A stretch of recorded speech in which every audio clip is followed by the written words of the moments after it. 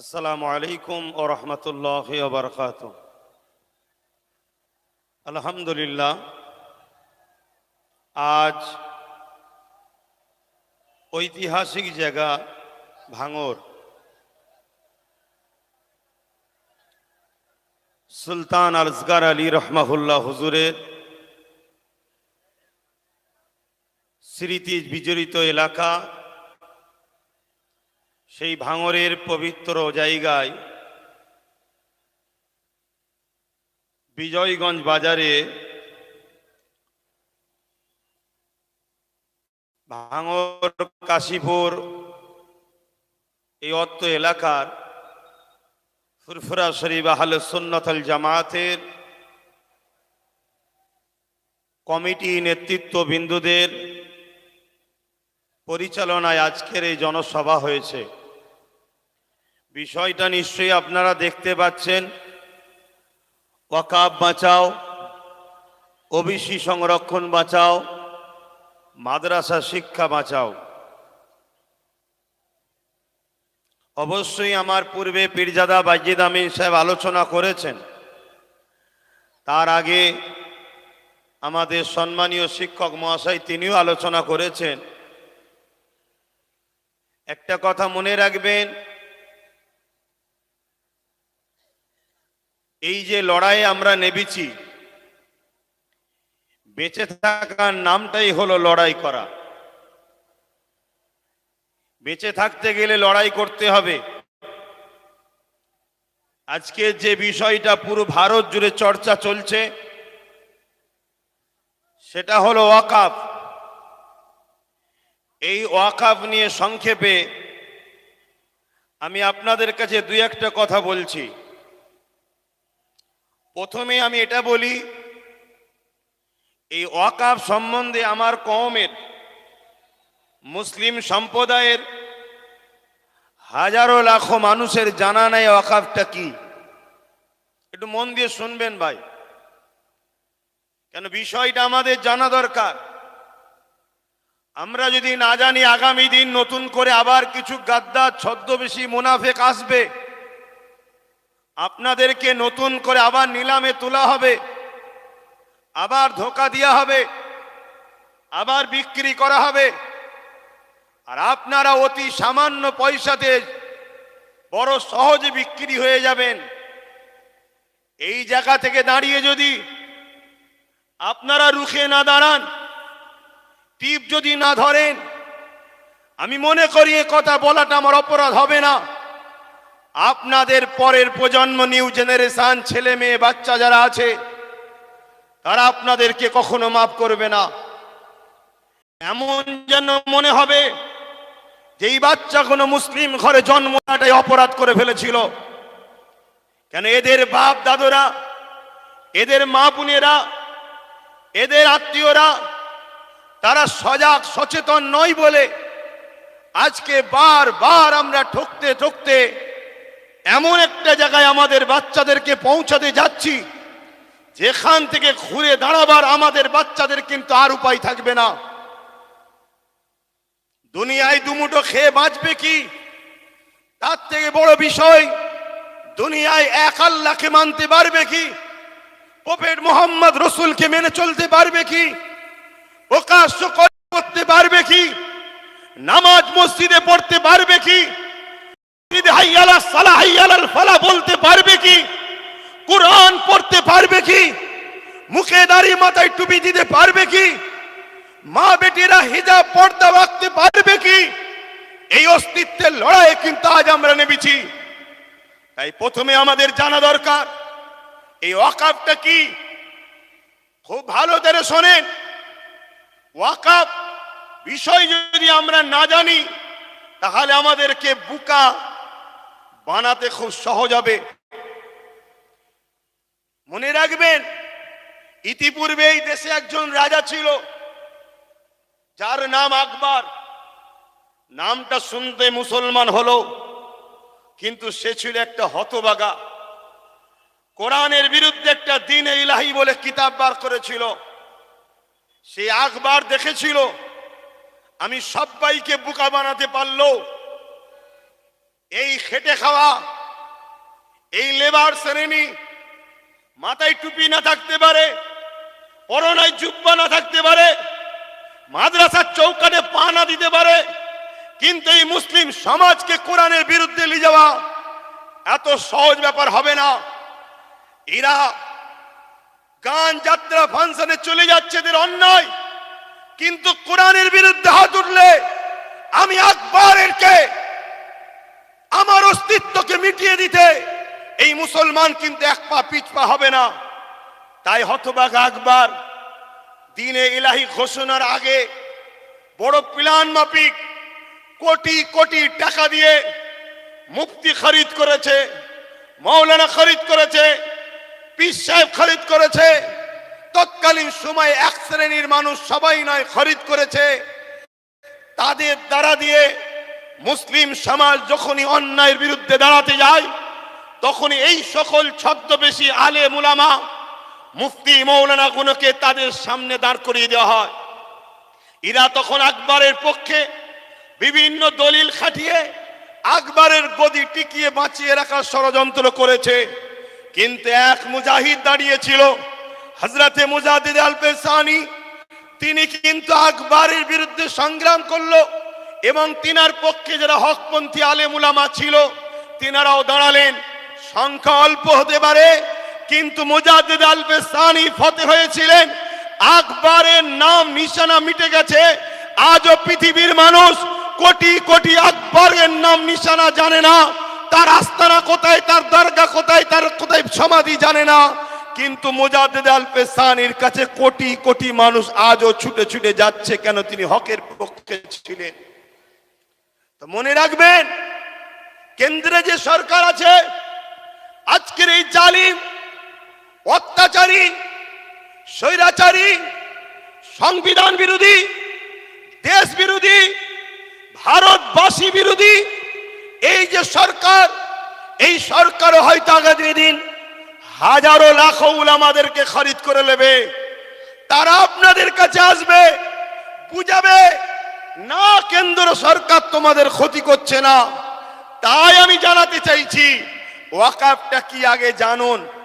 কয়েকটা পয়েন্ট আপনাদেরকে বলবো, এগুলো একটু ধৈর্য ধরে শুনতে হবে, কেননা 4টে বাজতে 5 মিনিট বাকি, আর হয়তো 10-15 মিনিট বক্তব্য হবে। আপনাদের ধৈর্য আছে তো নাকি? হাত তুলে বলুন, আছে তো নাকি? তবে আমি যারা এই ব্যবস্থা করেছে, যদি একটু প্ল্যান মাফিক করতো, আমার মনে হয় আজকে বিজয়গঞ্জের বাজারের এই প্রোগ্রামটা একটা ঐতিহাসিক প্রোগ্রাম রূপ নিত। যেভাবে মানুষগুলো চতুর্দিকে ছড়িয়ে আছে, যদি সংগঠিতভাবে প্ল্যান মাফিক বসানো যেত, তাহলে এই প্রোগ্রামের সৌন্দর্য কিন্তু আরো বহিঃপ্রকাশ হতো।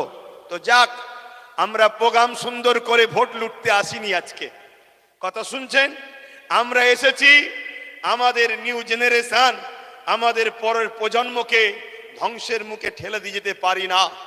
একজন বাপ হিসাবে, একজন ভাই হিসাবে, একজন চাচা হিসাবে, একজন বন্ধু হিসাবে, একজন সন্তান হিসাবে আপনাদেরকে বুঝাতে এসেছি, ওয়াকাফ অফ করা, উৎসর্গ করা, মানুষ তার নিজের ব্যক্তিগত সম্পদকে খুশি করে আল্লাহর রাহে উৎসর্গ করে। এই উৎসর্গ করার অনেক কটা পদ্ধতি আছে। এই উৎসর্গ করা, দান করার অনেক পন্থা আছে। যেমন একটা হলো মৌখিক উৎসর্গ করা, হেবা করা, দান করা মৌখিক, যে আমার এই সম্পদ আমি বিজয়গঞ্জের ওই বাজার মসজিদকে আমি দান করে দিলাম। এই হেবা আজকের দিন পর্যন্ত ইসলাম শরিয়াতেও জায়েজ এবং আমার দেশের সুপ্রিম কোর্ট পর্যন্ত রায় দিয়েছে মৌখিক হেবা চলবে। কেন্দ্র সরকার এই মৌখিক হেবার সম্পদগুলোকে ঝেড়ে নিবার একটা নতুন ষড়যন্ত্রের বীজ রোপণ করছে। কথা মাথায় ঢুকছে? সে বলবে কাগজ দেখাও, 800 বছরের মসজিদ কাগজ দেখাও, 900 বছরের মসজিদের কাগজ দেখাও, 1000 বছরের মসজিদের কাগজ দেখাও। চিরামান মসজিদ কেরলে 1400 বছর পুরাতন, কাগজ দেখাও। কেরলে তার গুজরাটে 1300 বছরের মসজিদ, কাগজ দেখাও। কথা মাথায় ঢুকছে?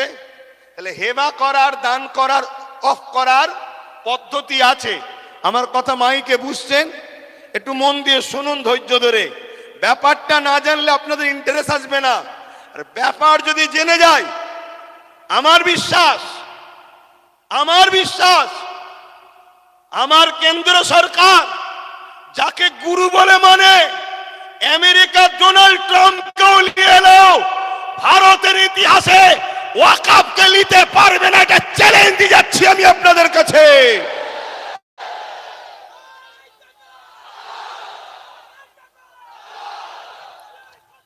কেন? ডোনাল্ড ট্রাম্পও জানে এরা উলো খেলাদের বংশের উত্তরসূরি নয়, এরা খালেদ বিন ওয়ালিদের উত্তরসূরি, এরা মৌলা আলী শেরে খোদার উত্তরসূরি, এরা ওমর ফারুকের উত্তরসূরি। এরা এই জমিনের উপরে ইতিহাস তৈরি করে দিয়ে যায়। কখনো এরা কারো কাছে মাথা নত করতে সেখানে সংখ্যা কম হতে পারে, অস্ত্র নাও থাকতে পারে, রাজ পাওয়ার নাও থাকতে পারে। ব্রিটিশকে তাড়াবার পিছনে 90,000 প্লাসের মধ্যে 3 ভাগের 2 ভাগ আমাদের জান দিয়ে আছে। ব্রিটিশ কিভাবে তাড়াতে হয়েছে ওটা আমরা খুব ভালোভাবে জানি, তাই সাদা চামড়া তাড়িয়েছি, এবারে কালো চামড়াকে তাড়াবো। কিন্তু আমাদের ঘরে জানতে হবে ওয়াকফটা কি, এটা জানতে হবে। এই ওয়াকফ হাজার হাজার বছর ধরে চলে আসছে। শুনুন একটু ভাই, আমি বুঝাতে চাইছি। আর যদি বলেন যে না 2-4 কথা বলে দিয়ে ছেড়ে দেন, তো ছেড়ে দিচ্ছি। তাহলে একটু বুঝুন, আমাদের হাজার হাজার বছরের পূর্বপুরুষরা মুসলিম সমাজের বিকাশের জন্য, মুসলিম জাতির উন্নতির জন্য তারা তাদের মেহনতের উপার্জনের অর্থ সম্পদকে আল্লাহর রাহে দান করেছে। সেই সম্পদ টোটাল ভারতবর্ষে অনেক খাতা কলমে পাওয়া গেছে 27 লক্ষ বিঘে সম্পদ। কত? 27 লক্ষ বিঘে সম্পদ, কম বেশি। এই সম্পদ কি কাজে লাগবে? জিনেরা দান করেছে মসজিদ, মাদ্রাসা, ঈদগাহ, খানকা, কবরস্থান, এক কথায় মুসলিম জাতির কল্যাণ। এটা কোনো অন্য কোনো সম্পদ নয়, এটা সম্পূর্ণ ধর্মীয় ও ব্যক্তিগত সম্পদ।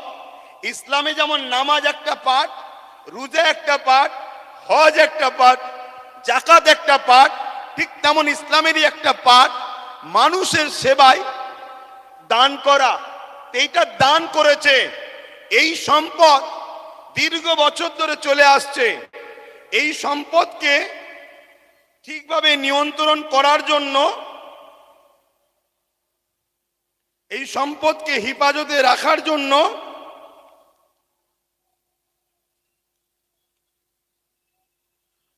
সর্বপ্রথম ভারতবর্ষে 1954 প্রথম একটা আইন তৈরি করা হয়। কংগ্রেস পিরিয়ড চলছিল। তাদের কাজকে আমি খুব একটা খারাপ বলবো না। তারা চেয়েছিল যাতে করে একটা বোর্ড তৈরি হোক, কমিটি তৈরি হোক, যাতে করে ওয়াকফগুলো নয়-ছয় না হয়ে যায়, দানকৃত সম্পদ প্রতিটা জায়গায় যেন যায়। তারা বোর্ড তৈরি করলো ঠিকই, কিন্তু ব্যবহারের জায়গায় ঠিকভাবে চলছিল না। তাদের ইচ্ছা ছিল ভালো, কিন্তু কিছু অশুভ লোক ঢুকে যাওয়ার জন্য ওই ওয়াকফের অর্থ লুট হতে শুরু হলো। তারপরে এই ওয়াকফকে 1995-এ আরেকবার সংশোধন করা হলো। সেই সংশোধনে আরো সুন্দর করে যাতে করে এই ওয়াকফকে হেফাজত করা যায় তার জন্য ব্যবস্থা করা হলো। এরপরে এই 77 বছর আইন তৈরি হয়েছে, ওয়াকফ হেফাজতের জন্য বোর্ডও হয়েছে, সুন্দর সিস্টেমও হয়েছে। কিন্তু দুঃখের বিষয়, যারাই নেতৃত্বে যায়, যারাই দায়িত্বে থাকে তারাই সরকার আন্ডারটেকিং, সরকারের নিয়ন্ত্রণের লোক যায়। তাই ৭৭ বছর ধরে কম বেশি সব গভর্নমেন্টই এই ওয়াকাফের টাকার মধু চেকেছে। তার মানে আমাদের সম্পদ ঝেড়ে খেয়েছে। খোলা কথা, আপনাদের অসুবিধা হচ্ছে? আমাদের সম্পদের টাকা সবকটাই ঝেড়ে খেয়েছে। কিন্তু হঠাৎ করে বিগত 10 বছরও কেন্দ্রে যে সরকার আছে সেও ওয়াকাফের টাকার মধু খেয়েছে। কিন্তু একটা প্রশ্ন, হঠাৎ করে এই ওয়াকাফকে কেন আইন করে নিজেদের কবজায় নিবার ষড়যন্ত্র করছে, এটা আমাদের ভাবতে হবে। এই জায়গাটা হলো পয়েন্ট। তার আগে আমি আপনাদের বলি, আমার রাজ্যে যিনি বর্তমান সরকার আছে, আমার রাজ্যে যিনি বর্তমান ক্ষমতায় রয়েছে, ইনি সাচার কমিটির রিপোর্ট অনুযায়ী আমাদেরকে কি ওয়াদা করে এসেছিল, ইনার আগে যে বাম সরকার ছিল সেই বাম সরকার নাকি 20,000 কোটি টাকা ওয়াকফ সম্পত্তি লুটপাট করেছে। অতএব আমি যদি ক্ষমতায় আসি মুসলমানদের ওয়াকফ উদ্ধার করে দেব। এটা বলেছিল না বলেনি? হাত তুলে বলবেন বলেছে না বলেনি? হাত তুলে বলবেন বলেছিল না বলেনি? এই ওয়াদা করেছিল। আরো অনেক ওয়াদা, 10,000 মাদ্রাসা, ফুরপুরা শরীফের রেল, ইটা সিটা বাড়িতে বাড়িতে, মানে দুনিয়া যা ফেকার ফেঁকেছিল আর আমরা মূর্খর মতো নিয়েছিলাম। ওটা ছেড়ে দেন, আমি একটা টপিক নিয়ে আলোচনা করছি। তাহলে ইনি বলেছিলেন উদ্ধার করে দেবো, কিন্তু উনি এসেছেন 2011, আজকে 24, দীর্ঘ 13 বছর প্লাস হতে যাচ্ছে। কিন্তু দুঃখের সাথে বলতে হয় একটা সম্পদও উদ্ধার হয়নি। আমি 2013-14 থেকে আন্দোলন করছি যে ওয়াকফকে ফিরিয়ে দিতে হবে, ওয়াকফকে হেফাজত করতে হবে। রাজ্যে যে সরকার আছে তিনি একবার বেগম রোকেয়া রিসার্চ সেন্টার ওয়াকফ ভবন বলে একটা শিলান্যাস করেছিল, ওই শিলান্যাসই হয়েছে, একটা পর্যন্ত এখনো ইট গাঁথা হয়নি। কেন? সব সেটিং ভাবে চলছে। এদের সবার বাপ, সবার মাথায় মনে রাখবেন আরএসএস বসে আছে। অতএব সমস্ত সম্পদকে আরএসএস এর ফান্ডে দিতে হবে, এটাই হলো ইনাদের মূল পরিকল্পনা। কেন? পুরো দেশ এখন কোন জায়গায় মোদি বসতে পারে, কোন জায়গায় শাহ বসতে পারে, কোন জায়গায় মমতা বসতে পারে, কোন জায়গায় অন্য কেউ দিল্লিতে অন্য কেউ নামে বসতে পারে। কিন্তু মনে রাখবেন সবার মাথাতে এই আরএসএস বসে আছে। তাই আরএসএস এর বিনা হুকুমে এরা কখনো কিছু করতে পারবে না। তাই ওয়াকফ ভবন তো শিলান্যাস হলো, কিন্তু টাল বাহানায় ওয়াকফকে রেজিস্ট্রেশন করা, তুলে আনা এমন কোনো ব্যবস্থা করলো না। এবং মনে রাখবেন আজকে এই আইন করার পিছনে উদ্দেশ্যটা কি?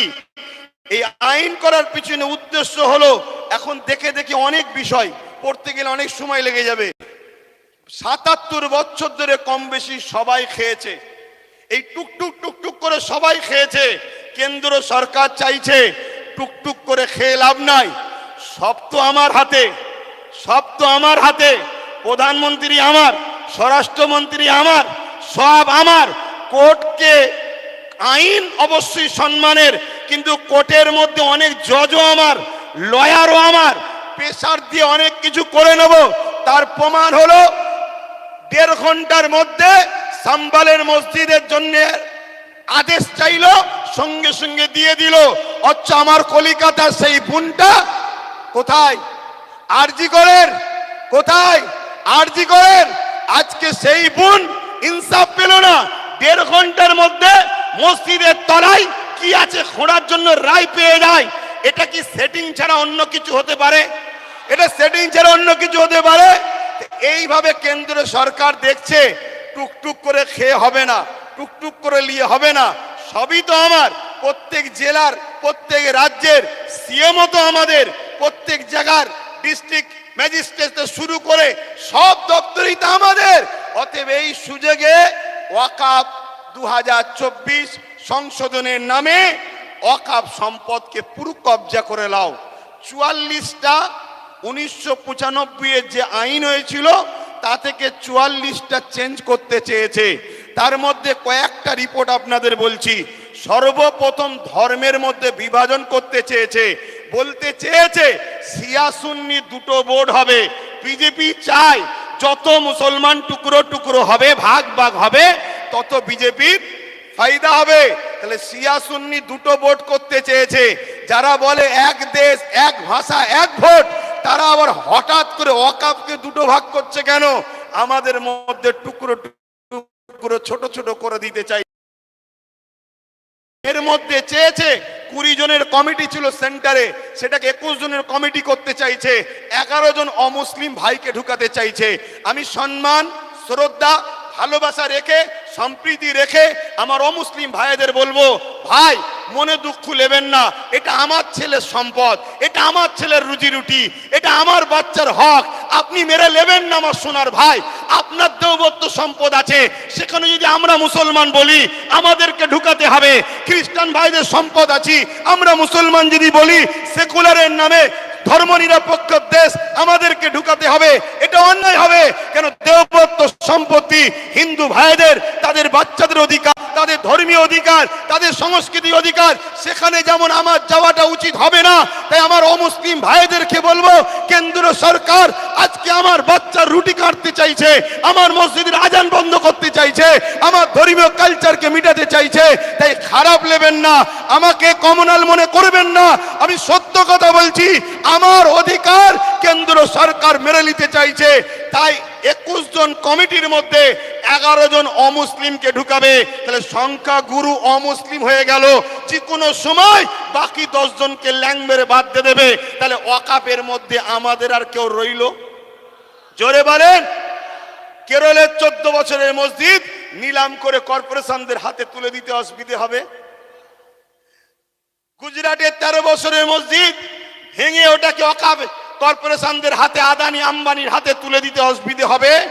এভাবে স্বাধীনতার আগে যত ঐতিহাসিক মসজিদ, মাদ্রাসা আছে, কবরস্থান আছে, সবগুলোকে মিটিয়ে দিতে চাইছে। কেন মিটাতে চাইছে? এটা প্রশ্ন তো। এক তো লোভ, অর্থ, টাকা, আমাদের উপরে হিংসা, এগুলো তো ইত্যাদি।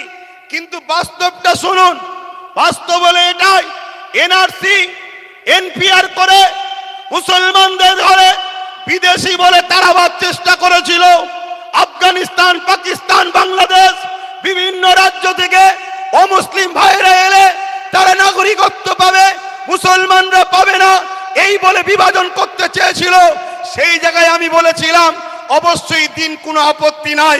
কেন? আমি বুক ঠুকে জানি বাংলাদেশ থেকে কোনো মুসলমান ভারতে আসেনি, পাকিস্তান থেকে কোনো মুসলমান ভারতে আসেনি, আফগান থেকে কোনো মুসলমান ভারতে আসেনি। তাই আমাদের নাগরিকত্ব দিবার প্রয়োজন নয়। আমরা ছিলাম, আমরা আছি। আমরা যে এখানকার প্রমাণ দেবো কি করে? ওই যে কেরলের 14 বছরের 1400 বছরের মসজিদ বলে দিচ্ছে 1400 বছর ধরে ভারতে মুসলমান ছিল, আজান ছিল, একামত ছিল, নামাজ ছিল। ওই যে গুজরাটের 1300 বছরের মসজিদ বলে দিচ্ছে ভারতবর্ষে মুসলমান ছিল 1300 বছর ধরে, আজান ছিল, নামাজ ছিল। তাই ঐতিহাসিক মসজিদগুলোকে বিরান করে, কবরগুলোকে মিটিয়ে দিয়ে এরা সমাজকে দেখাতে চাইছে মুসলমান এদেশে নতুন করে এসেছে, তবে তো এনআরপি করে, এনআরসি করে আমাদের তাড়াতে সুবিধা হবে। কথা বুঝছেন না? বোঝেন না? এটা আমার ধর্মকে মিটাবার ষড়যন্ত্র। পিছনে পুরো ভারতের মুসলমানদের ঘরে নাগরিকহীন করে এদেরকে গণহত্যাকে বাঁচাবার জন্য সংগ্রাম করে যেতে হবে। এতে আপনারা তৈরি আছেন না নাই বলুন? তৈরি আছেন তো নাকি? আর মনে রাখবেন, কেন্দ্রে আজকে যে সরকার আছে কাল বেটা মরে যাবে, অন্যজন আসবে, পরশুদিন আবার কেউ চলে যাবে, অন্যজন আসবে। কত সরকার এসেছে, কত সরকার চলে গেছে, কত রাজ্য এসেছে, কত চলে গেছে। কিন্তু মনে রাখবেন, এ দেশের একটা সংবিধান আছে। এই সংবিধান আমাদের ছিল, আছে, থাকবে। সংবিধান বলছে 1947-এ সংবিধান জানিয়ে দিয়েছে ভারতবর্ষের যেটা মন্দির, মন্দির থাকবে, যেটা মসজিদ, মসজিদ থাকবে, যেটা গুরুদুয়ার, গুরুদুয়ার থাকবে, যেটা চার্চ, চার্চ থাকবে, যেটা সনাতন ভাইদের যা যেটা যেটা ছিল 1947 থেকে ওটাকে আর চেঞ্জ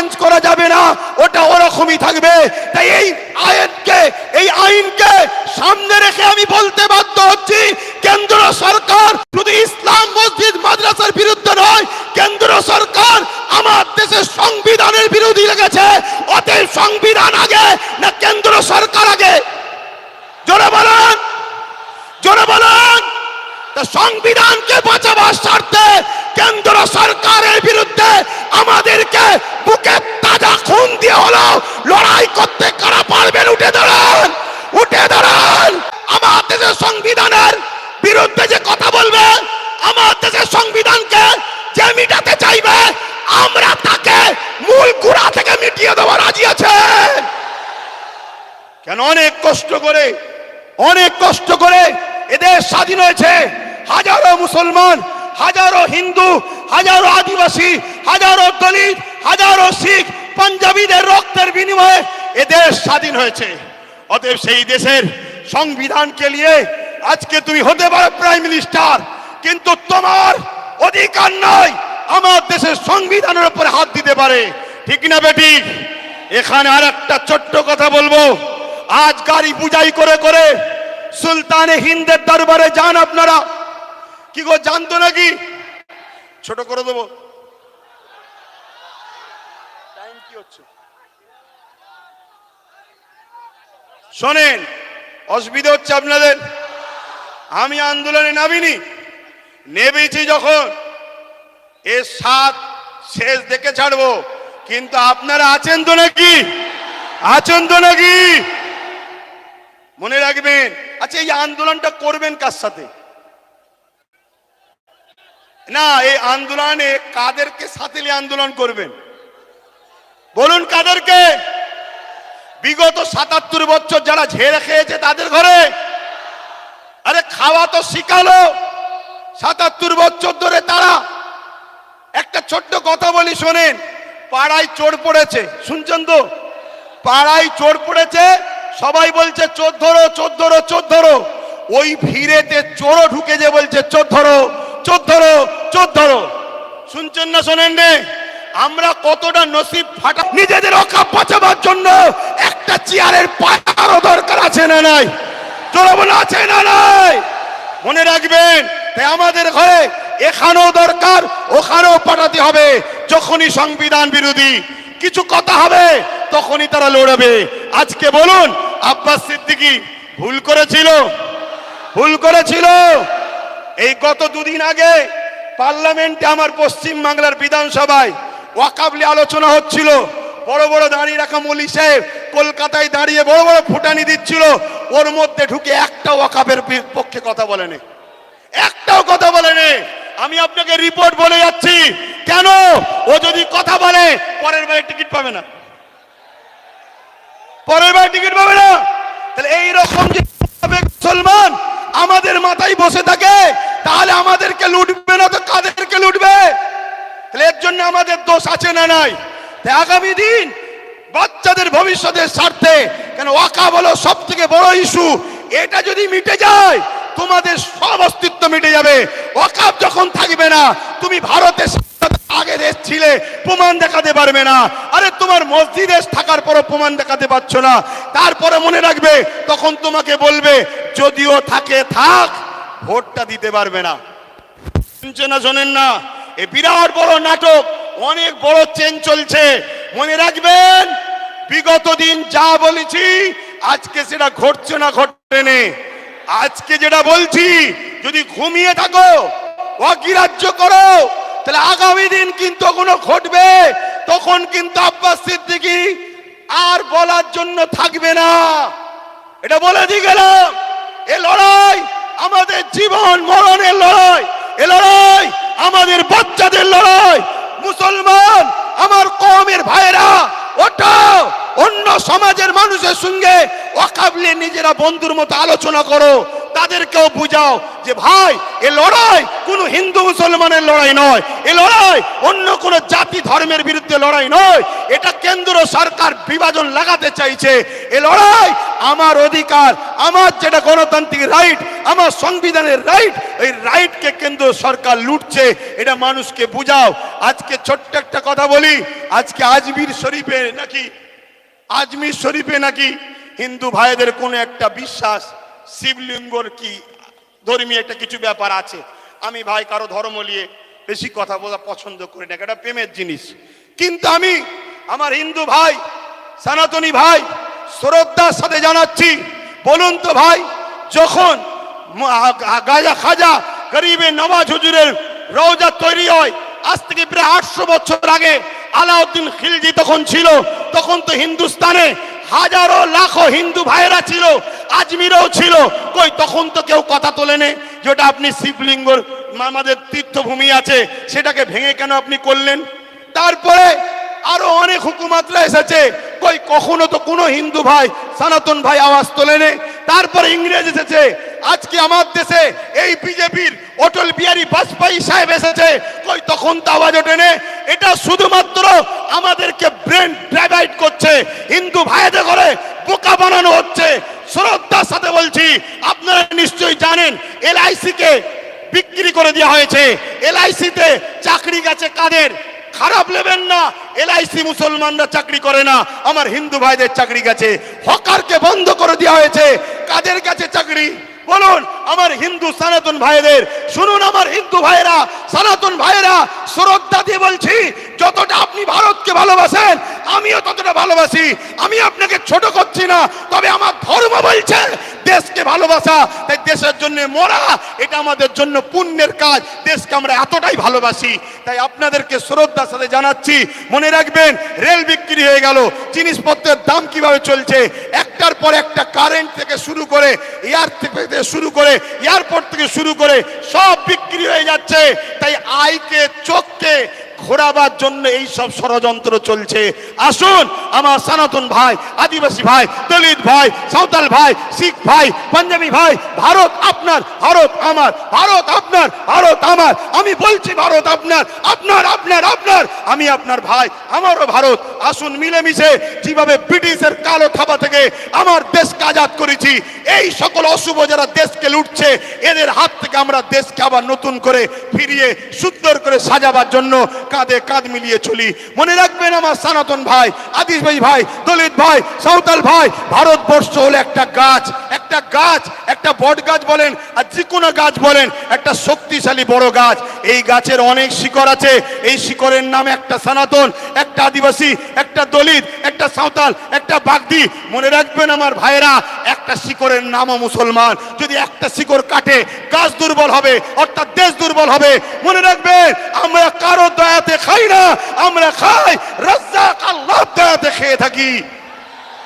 তো ভাইরা আমার, এখানে মনে রাখবেন আজকে সব ষড়যন্ত্র চলছে, এই ষড়যন্ত্র থেকে আমাদেরকে খুব বুঝে বুঝে পা ফেলতে হবে। তাহলে এই লড়াই হিন্দুদের বিরুদ্ধে নাকি আদিবাসী, সাঁওতাল, বাগদি, খ্রিস্টান না, কোন ভারতীয়দের বিরুদ্ধে লড়াই নয়। এই লড়াই সংবিধানের পক্ষে, সংবিধান মিটানোকারী কেন্দ্র সরকারের বিরুদ্ধে আমাদের এই লড়াই, ঠিক না বেটি? আজকে রাজ্য সরকারকেও এখান থেকে বলি, রাজ্য সরকারকে এখান থেকে বলি, আপনাকে 35 বা 36টা এমপি দিয়েছে আমার সরল প্রাণ ভাইয়েরা, আমার সরল প্রাণ ভাইয়েরা ভালোবেসে দিয়েছে, ঠিক আছে, আপনাকে বিশ্বাস করেছে, এই বিশ্বাসের ন্যূনতম হকটা আদায় করুন। যদি আপনি বিশ্বাসের উপযুক্ত না হন, আগামী দিন আপনার বামফ্রন্টের মতো অবস্থা হবে, সেটা পরের বিষয়। কিন্তু বিশ্বাসের উপযুক্ত হন। এই ভারতবর্ষে, এই বাংলায় 35 বা 36 কটা 34টা এমপি দিয়েছে, 34টা। মনে রাখবেন বিল অকবার নিলে হবে না। অনেকে বলছেন অকবার নেবে না, অকবার নয়, যদি ক্ষমতা থাকে, যেভাবে দিদিমণি আসার সময় পার্লামেন্টে সংবিধান উল্টো ধরে চিল্লাচ্ছিল, দেখেন না, ছিঁড়াছিড়ি করছিল, ওই রকম ওখানে বক্সিং মারবেন ভেতরে। কথা বুঝছেন না, বোঝেন না? শেষবার চান্স দিচ্ছি, শেষবার চান্স দিচ্ছি।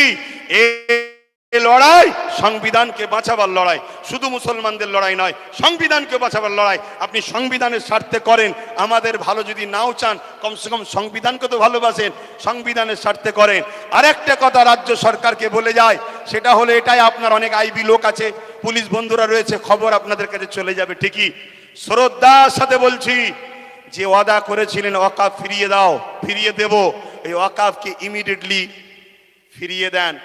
ওয়াকফকে যারা দখল করেছে দখল মুক্ত করেন। এ কথা যখনই বলা হবে রাজ্য সরকার কি বলে জানেন, যে ওইভাবে বুলডোজার আমি চালাতে পারবো না। কিন্তু আমরা দেখেছি এই রাজ্য সরকার গরিব হকারদের করে বুলডোজার চালিয়ে ভেঙেছে। দেখেছেন না, দেখেন না? তাহলে আমার হিন্দু ভাইয়েরা আদি সনাতন ভাইয়েরা, আমরা আপনাদের দুশ্মন নয়। মোদি দুশ্মনের নজর আপনাদের দেখাচ্ছে। চশমা খুলে ভাইয়ের নজরে দেখেন, আপনাদের জন্য আমার জান দিতে প্রস্তুত আছি আমরা, ঠিক না বেঠিক গো? হ্যাঁ, আমার হিন্দু ভাইয়েরা আমাদের নয়, তাই বলে দিলাম।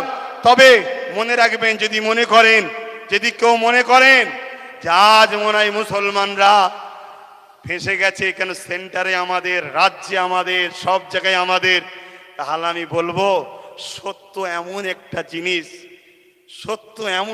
জিনিস, পৃথিবীর সব মিথ্যা এক জায়গায় হয়েও সত্যকে মিটাতে পারে না। কিন্তু ইনসাফের স্বার্থে, ইনসানিয়াতের স্বার্থে বলে গেলাম।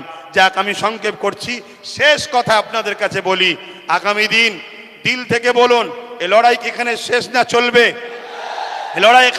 না চলবে? এই লড়াইয়ের দুটো পন্থা আছে।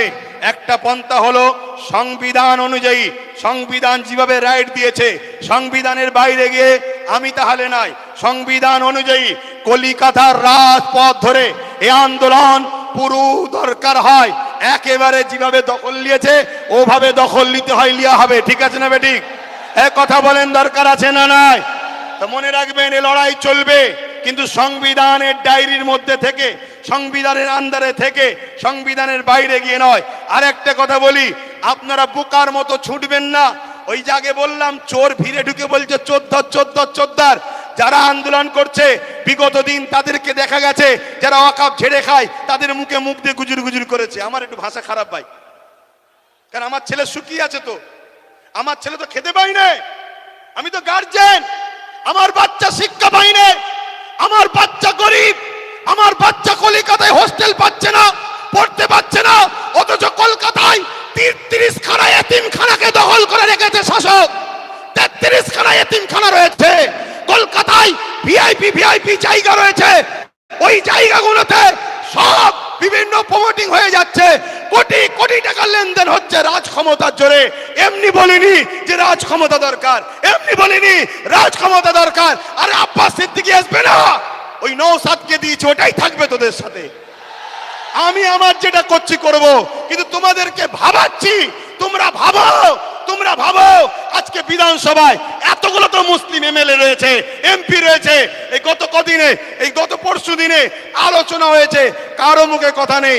তোমাদের নওশাদ, ভাঙড়বাসী, তোমাদের নওশাদ, তোমরা গর্ব করো, তোমাদের নওশাদ। তোমাদের এই ভাঙড়ে পাওয়ার গ্রিগেড যখন তৈরি হয়, 3 বিঘে ওয়াকফ জায়গা ছেড়ে নিয়েছে। আমি বলে যাচ্ছি, মিলিয়ে নাও, 3 বিঘে ওয়াকফের জায়গা পাওয়ার গ্রিডের নামে নিয়েছে। পাওয়ার গ্রিডের প্রয়োজন আছে না নাই ভাঙড়বাসী জানে, ও বিষয়ে যাচ্ছি না।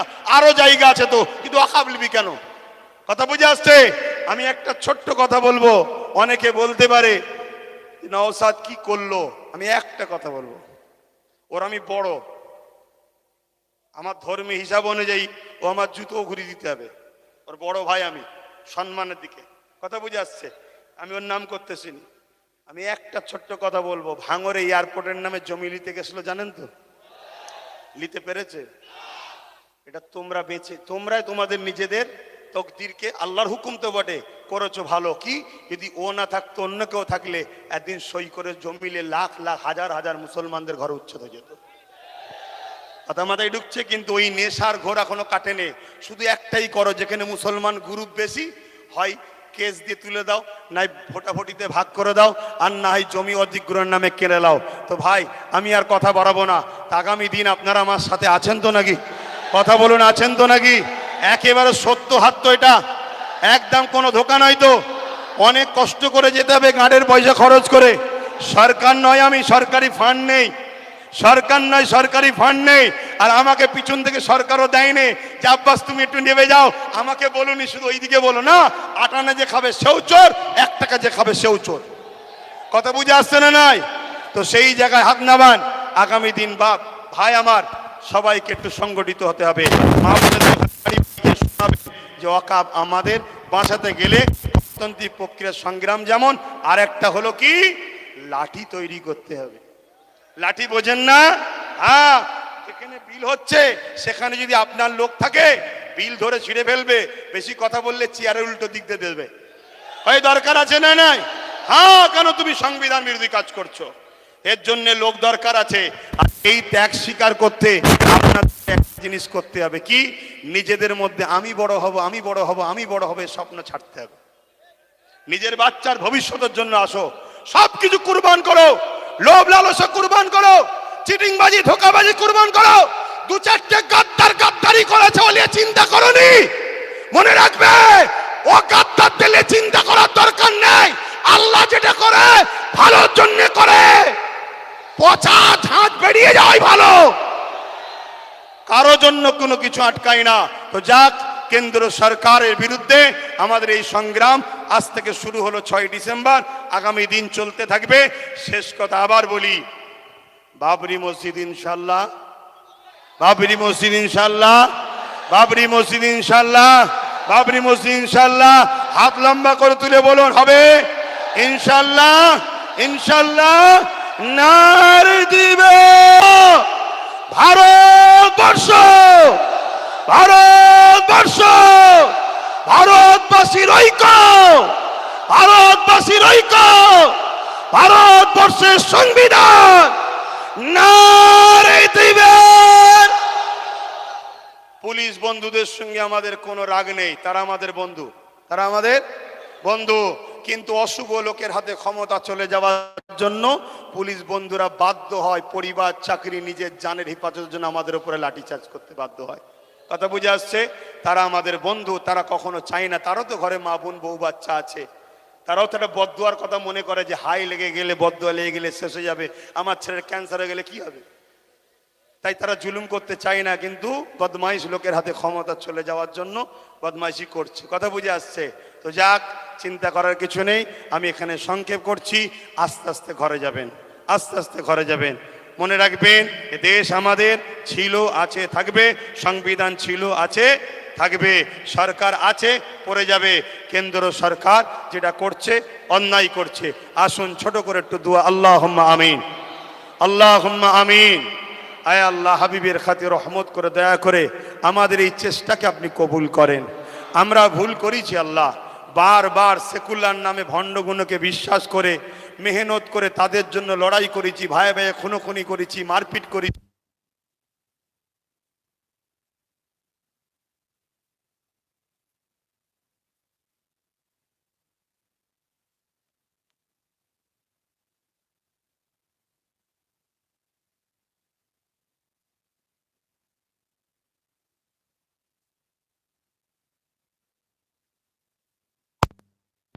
পাইনি, যারা সংবিধানকে নিয়ে চলে তাদেরকে সুস্থ জীবন দিন, তাদেরকে পরিবার বাচ্চাদেরকে হাসি খুশিতে রাখেন।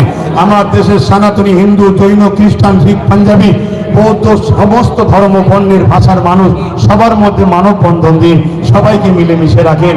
এই তামাম কায়নাতের সৃষ্টিকর্তা আল্লাহ, জানি আপনি আমাদেরকে পরীক্ষা নিতে শুরু করেছেন যে তোরা আমাকে কত ভালোবাসি দেখবো।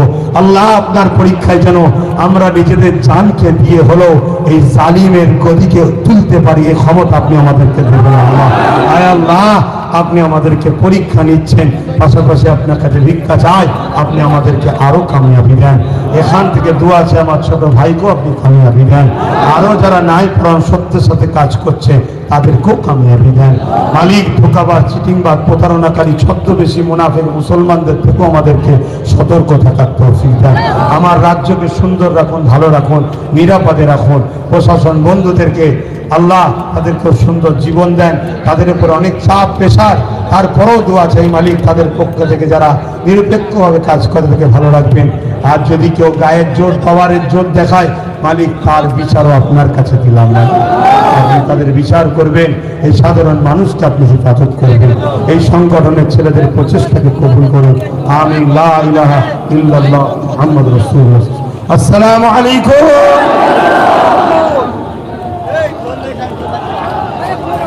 না, আমরা বিভিন্ন জায়গায় প্রোগ্রাম আরো করছি, আপনাদের এখান থেকে শুরু হলো। তো যাক, আস্তে আস্তে যাবেন, আস্তে আস্তে যাবেন। যেদিন আমি কলিকাতায় ডাকবো, খবর পেলে একটু সময় দিতে হবে।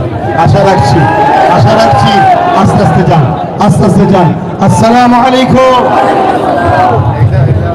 এখানে মাঠে থাকবেন যতক্ষণ না পর্যন্ত সমস্ত কর্মীরা এখান থেকে বাড়ি ফিরে যাবে, ততক্ষণ পর্যন্ত আপনারা এখান থেকে যাবেন না। যাতায়াতে কোনো রকম যেন অসুবিধা না ঘটে সেটা আপনারা লক্ষ্য রাখবেন। সাথে সাথে গাড়ি, যেখানে গাড়ি পার্কিং আছে, স্বেচ্ছাসেবী ভাই আপনারা গাড়িগুলো সুন্দরভাবে বার করার মতন ব্যবস্থা করে দিন। যারা গাড়ি রেখেছেন আপনারা বেশি তাড়াহুড়ো করবেন না। স্বেচ্ছাসেবী ভাইদেরকে আপনারা সহযোগী করুন, তাদেরকে আপনারা সহযোগিতা করুন। রাস্তাটা পুরো ক্লিয়ার রাখতে হবে। স্বেচ্ছাসেবী ভাই আপনার রাস্তাটা পুরোপুরি ক্লিয়ার করে দেবেন এবং যারা এসেছেন নিজ নিজ দায়িত্ব নিয়ে এতক্ষণ যেমন আপনারা সুন্দরভাবে ছিলেন, শান্তি শৃঙ্খলাবদ্ধভাবে আপনারা বাড়িতে যাবেন। কোনো রকমভাবে আমরা বিশৃঙ্খলা দেখতে চাই না। রাস্তাটা ক্লিয়ার রাখবেন। স্বেচ্ছাসেবী ভাই আপনারা রাস্তাগুলো ক্লিয়ার রাখবেন, কোনো রকমভাবে রাস্তায় যেন জ্যাম না হয়।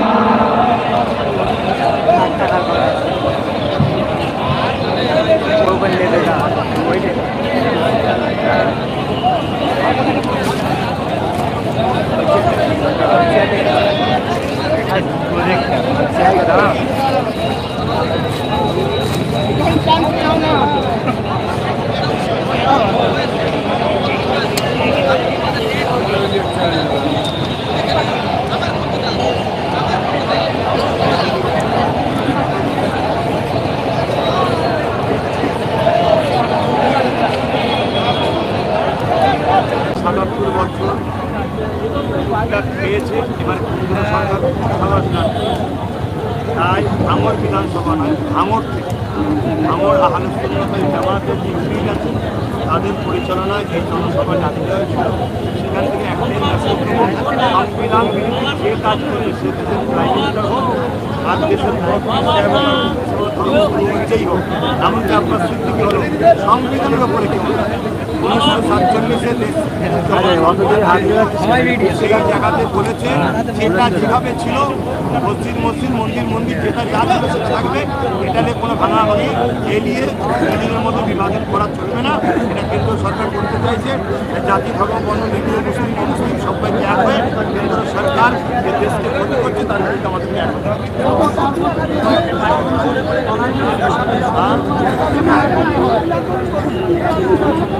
চলবে অন্যায় যতদিন না খতম হবে ততদিন রায়ের হাতে লড়াই চলবে।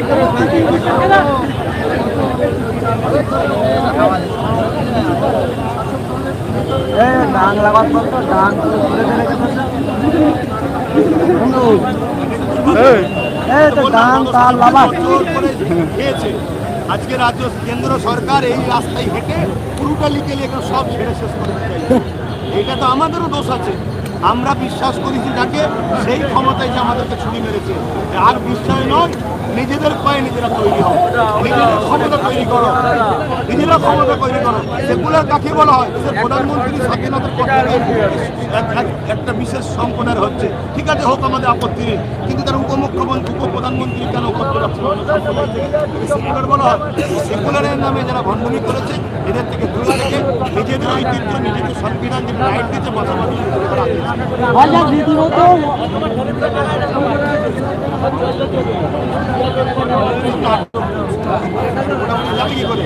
মোটামুটি যাবে কি করে? সবাই মিলে তো একজনকে খুশি করছে আরএসএসকে। অত ওনাকে যদি যায় আরএসএস দেখে যাবে, অকাপ সম্পত্তি দখল করতে হবে।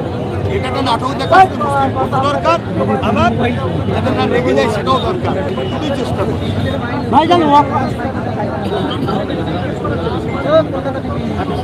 অলরেডি অকাবলে আলোচনা হয়েছে। বাংলাদেশের উত্তপ্ত আমি একটাই কথা বলবো, এখানে একটা ভাই সাজানো নাটক। তারপরেও বলবো, যদি কোনো সমাজের ওপরে কোনো নির্দেশ ওপরে বাংলাদেশ কেন পৃথিবীর যে কোনো জায়গায় জুলুম হয়, জুলুমের পক্ষে কখনো আমরা দাঁড়াবো না। জুলুম জুলুম, কিন্তু ইউক্রেন আর রাশিয়ার যুদ্ধে আমাদের সাহেব ফোন করা তো নাকি বন্ধ হয়ে গেছে। বাংলাদেশ একটা ছোট্ট দেশ, এরভাবে জুলুম হচ্ছে বলছেন, তাহলে সেটাকে রুখতে পারছেন, বন্ধ করছেন না কেন?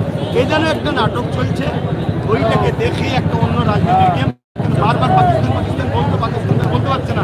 এবারে বাংলাদেশ বলে ভোটটা ভারতবর্ষের মধ্যে মুসলমানরা চরম সংকটের মধ্যে আছে। আজকে পশ্চিমবাংলার মুখ্যমন্ত্রী পারছে মুসলমানদেরকে সুরক্ষা দিতে? যদি পারতো তাহলে পশ্চিমবাংলা অকাপ সম্পদ ধ্বংস হচ্ছে কেন? তো বললাম টিপু সুলতানের সন্তানদের কবরস্থানে যে কালীঘাটের পাশে, সেখানে কবরের ওপরে দোকান তৈরি হচ্ছে। এরকম হাজারো কলকাতা অকাপ সম্পত্তি নষ্ট হচ্ছে। দেখুন, আমাদের সবাই করবে, কিন্তু দোষ আমাদের। আমরা সবাইকে অগাধ বিশ্বাস করি, সব ছেড়ে দিই। আরে কিছুটা সব ছেড়ে দিয়ে, এটা আমাদের বড় অপরাধ। ভাইজান, ওয়াকফ নিয়ে রীতিমধ্যে বিভিন্ন সম্প্রদায়ের মানুষ তারা আন্দোলন করছে, কিন্তু এখনো পর্যন্ত আমাদের রাজ্য সরকার এখন এর বিরোধিতা করছে না কেন? রাজ্য সরকার বিরোধী করে কি করবে? বিরোধী করলে জানতে হবে ড্রামা করছে। রাজ্য সরকার তো চাইছে আমরা সবাই মিলে বলে আপনি বিরোধী করবেন।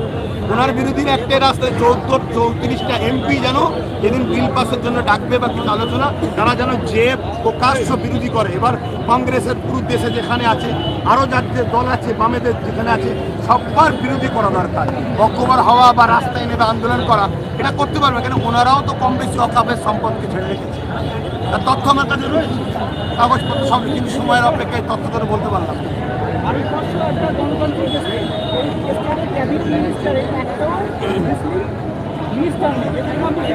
এর জন্য আমি নিজে কপাল বলবো, আমার কম বিজেপি রুকার জন্য এনাকে সাপোর্ট করে, অন্য জায়গায় বিজেপি রুকার জন্য আরো কাউ সাপোর্ট করে।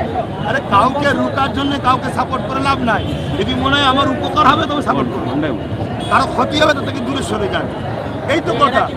সেকুলার যদি বলেন তাহলে মুসলিমের ভোট নিতে ভালো লাগে, কারণ আমরা সবাই মিলে একসাথে হয়ে, যত দল আছে সবাই মিলে একসাথে হয়ে পার্টিসিপেট করতে পারি না বিজেপির বিরুদ্ধে। চলো তুমি 10টা লাও, তুমি 5টা লাও, তুমি এটা লাও, সবাই মিলে সরকার করবো। ওই করবে আর বেলায় করবে না, শুধু আমাদের ভোট নেবে, বলো তাকে এই যে আজকে আমাদের আজকে সমাবেশ হচ্ছে ওয়াকফ বিল। কেন্দ্র সরকার যে ওয়াকফ বিলের নামে যে ওয়াকফকে পুরো উঠতে চাইছে, তার প্রতিবাদে সংরক্ষণ ও বিশের নামে সংরক্ষণ, আজকে যে যার মাধ্যমে একটা মুসলমান চাকরি করে সেটাকে বন্ধ হয়ে পড়ে আছে, সেটাকে যাতে ঠিক করা যায় তার প্রতিবাদে। এবং মাদ্রাসা শিক্ষা ধ্বংস, আপনারা জানেন কি জানেন, এটা তো বলতে ভুলে গেলাম, টাইম পাচ্ছি না। মাদ্রাসা শিক্ষায় পশ্চিমবাংলা সরকার কোরআনের বলে একটা নম্বরের একটা লাইন থাকতো, যে মার্কশিট হয়, সেখানে কোরআনের নম্বরের মার্কশিট থেকে তুলে দিয়েছে। অর্থাৎ মাদ্রাসা শিক্ষা থেকে কোরআনকে বন্ধ করে দিচ্ছে রাজ্য সরকার। বললেই তো বলবো উনি টিএমসির বিরুদ্ধে। আরে সত্যটা, উনি কোরআনের বিরুদ্ধে, ওটা প্রশ্ন নয়। আর আমার কোরআনের বিরোধী করছে, আমি বলছি অর্থাৎ এই সবের বিরুদ্ধে আমাদের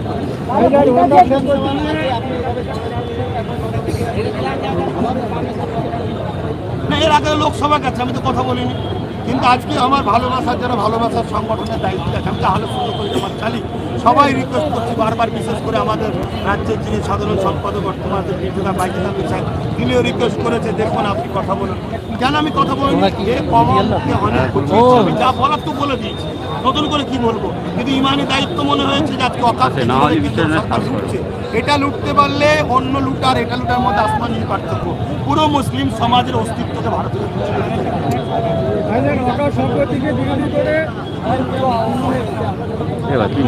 অবশ্যই অবশ্যই তো, যদি কেউ অন্যায় করে, জুলুম করে, 1 বছর 5 বছর 10 বছর 20 বছর থাকবে, কতদিন রাখবে?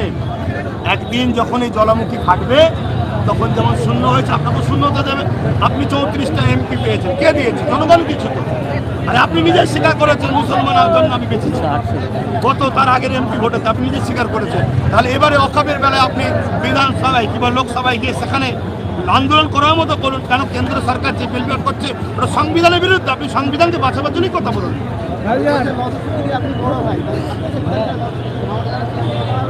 সেটা দল বলতে পারবে, দলের মিটিং আলোচনা, অফিসিয়ালি আলোচনা করুন। আর কি বলছেন? পশ্চিমবাংলায় বেশ কিছু মুসলিম এমপি আছে, তাদের দেখছি না ওয়াকফের বিরুদ্ধে।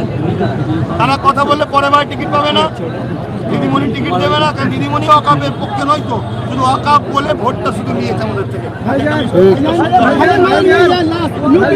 সম্পত্তিকে বিরোধী করে অনেক আলাদা প্রতিবাদ করছে, এই বিষয়ে কি বলবে? আমি দোয়া করছি,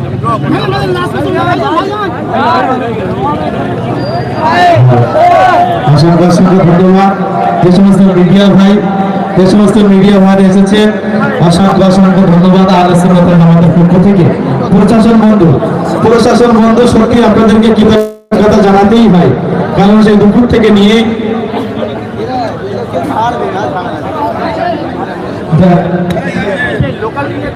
আমি চলে যাবার আগে আরেকবার মাইক ধরলাম। আমার যারা আহলে সুন্নাত ওয়াল জামাতের ছেলেরা আছে বা বিশেষ করে ভাঙরবাসী, কম বেশি সবাই তো খেটেছে। আমাদের প্রোগ্রামে সবাই আমরা খাটি, সবাই বসি, সবাই শ্রোতা, সবাই কর্মী, সবাই সবকিছু, বাপ থেকে শুরু করে, ভাই থেকে শুরু করে এবং দূরে দূরে মা বোন, অনেক কষ্ট আপনারা করেছেন। আপনাদের এই ভালোবাসা দীর্ঘ আয়ু হোক। এভাবে আপনারা আমাকে ভালোবাসা যে আবার এখনো রেখেছেন, আমি দেখে অত্যন্ত খুশি হয়েছি। আমি দোয়া করি এই ভাঙর এলাকায় আল্লাহর অমিত রয়েছে, আল্লাহ যেন আপনাদের ঘরের সমস্ত বিপদ আপদ থেকে সবসময় সবাই ভালো রাখেন। আর আমি এখন যাবো, যেসব ভাইয়েরা মুসাফা করার জন্য চেষ্টা করছেন, দুঃখ নেবেন না ভাই, মুসাফা করতে গেলে ভিড়ের মধ্যে আপনাদেরও ঠেলাঠেলিতে লেগে যাবে, এটা বুঝতে হবে। আমি মুখে আরেকবার সালাম দিচ্ছি, এটা খুশি হন। আসসালামু আলাইকুম ওয়া রাহমাতুল্লাহ।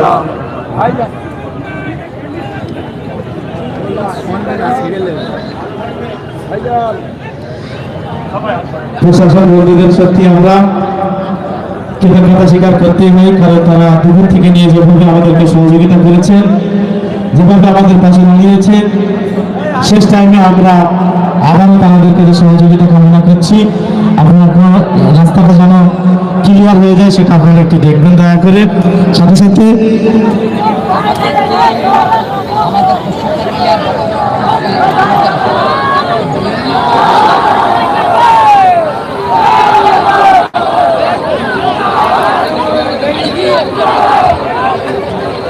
স্বেচ্ছাসেবী ভাইজানের গাড়িটা যাতে সুস্থভাবে যায় সে ব্যবস্থাটা আপনারা করে দিন। স্বেচ্ছাসেবী ভাইজানের গাড়িটা যাতে সুস্থভাবে দাঁড়াতে পারে সেই ব্যবস্থাটা আপনারা করুন। গাড়িটা একেবারে রাস্তাটা ক্লিয়ার করে দিন, রাস্তাটা একেবারে ক্লিয়ার করে দেবেন। সাথে সাথে যে সমস্ত স্বেচ্ছাসেবী ভাই ছিলেন আপনারা শেষ পর্যন্ত থাকবেন এবং গাড়িগুলো সুন্দরভাবে দাঁড় করে দেবেন, রাস্তাটা ক্লিয়ার করবেন। স্বেচ্ছাসেবী ভাই